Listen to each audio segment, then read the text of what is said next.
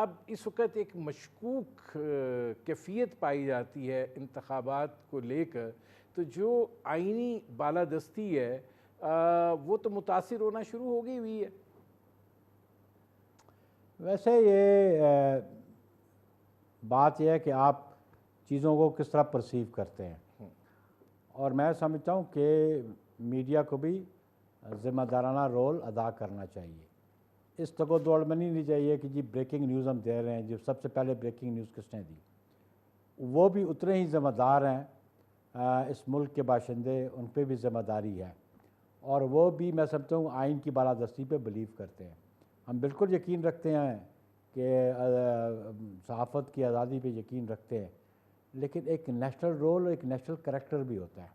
और अभी आप देखें ना जी, नाम अभी तक नहीं आया, कंट्रोवर्सीज आ रही हैं, ये सारी स्पेकुलेशन है ना।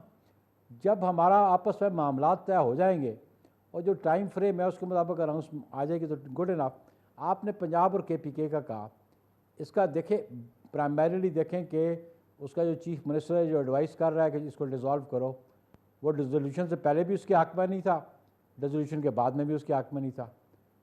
तो अंडर कॉर्शन अगर कोई चीज़ या जबर के ज़रिए कराई जाए तो उससे आप इंडिपेंडेंटली कहेंगे। आप परवेज़ इलाही के स्टेटमेंट्स आपके सामने हैं।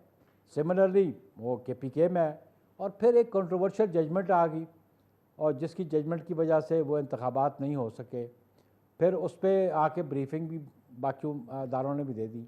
लेकिन ये बात दुरुस्त है, अगर 2 सूबों के इलेक्शंस हो जाते तो अल्टीमेटली उन पे फेडरल गवर्नमेंट का इफेक्ट आना था, और आज अगर फेडरल वफाक के इंतखाबात होते तो वो 2 प्रोविंसेस की जो सिटिंग गवर्नमेंट्स होती उनका इन्फ्लुएंस आना था, इफेक्ट आना था, क्योंकि free fair and transparent elections के लिए ये बहुत ज़रूरी था कि एक वक्त पे इलेक्शन हो।